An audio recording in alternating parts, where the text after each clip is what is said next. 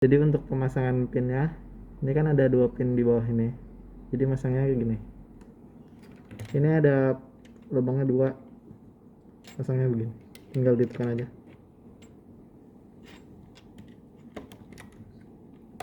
Udah sampai rata semuanya. Di situ dipasang keycapsnya.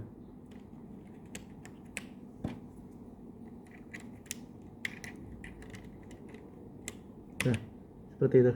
Makasih.